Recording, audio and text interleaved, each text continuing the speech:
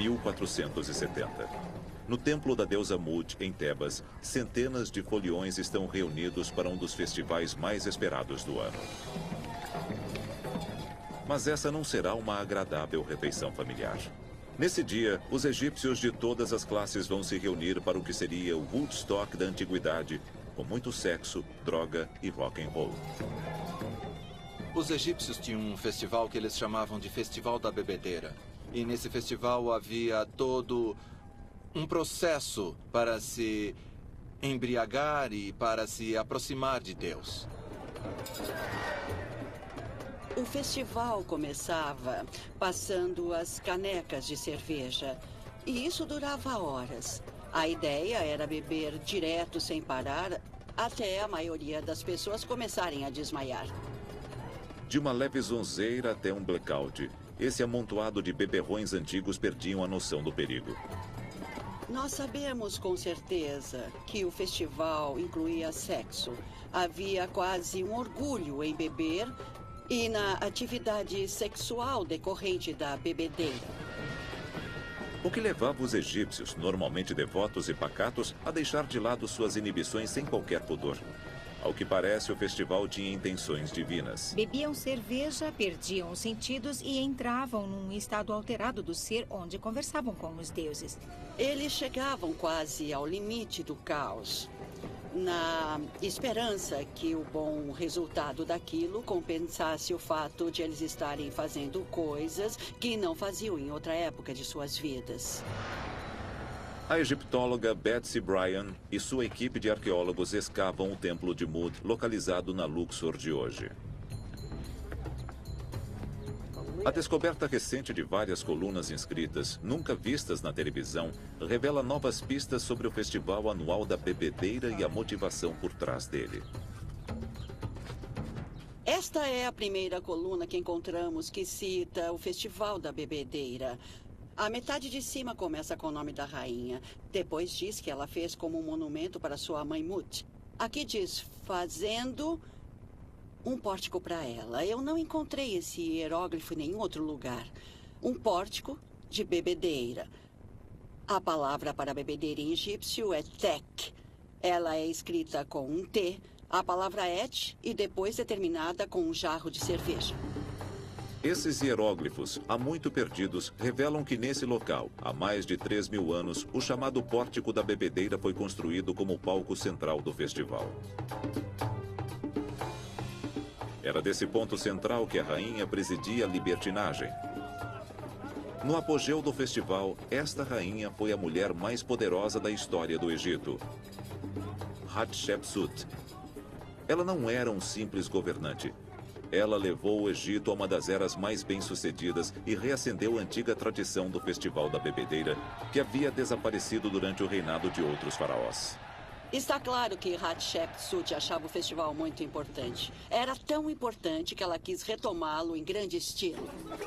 O festival era uma rara demonstração pública do excesso de álcool.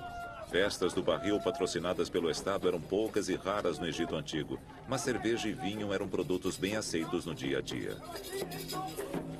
As pessoas bebiam o tempo todo. De fato, devia ser comum as pessoas beberem mais cerveja do que beberem água. E muitos egípcios eram pagos com cerveja e pão. Então, não era a presença do álcool que tornava o Festival da Bebedeira tão especial, e sim a licença para abusar em público. Existem textos que dizem que bebedeira é uma coisa ruim e que o álcool em excesso e principalmente o comportamento resultante dele não são exemplo de comportamento adequado.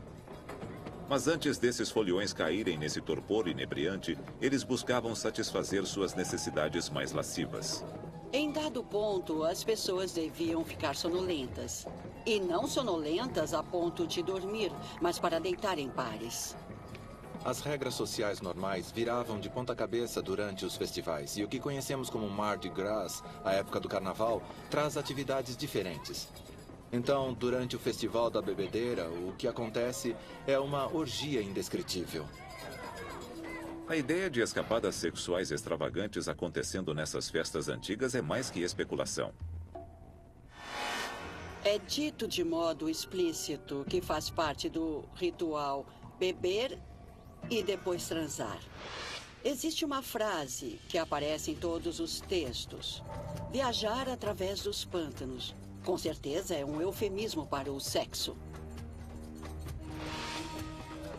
Apesar das aparências, o festival era mais que uma festa universitária.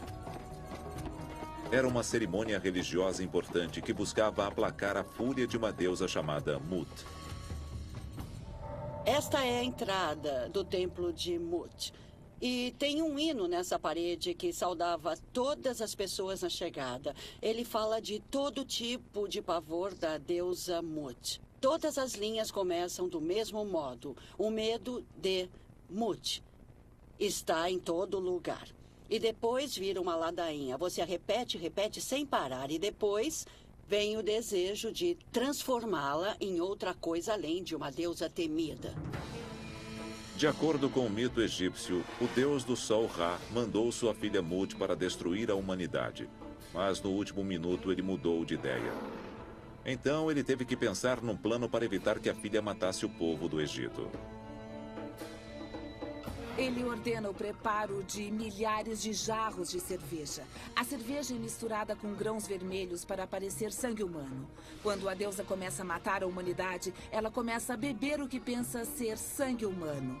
Ela fica bêbada e já não tão furiosa e disposta a matar a humanidade. Assim, a humanidade é salva. Os foliões do Festival da Bebedeira buscavam reencenar o famoso porre de Mut e ficar cara a cara com a deusa durante a ressaca brutal da manhã seguinte.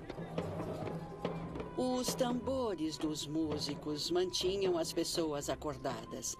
E nesse momento, eles conseguiam vivenciar a deusa, podendo vê-la e ela a eles. Esse é o momento da epifania, quando ocorria a conexão entre eles.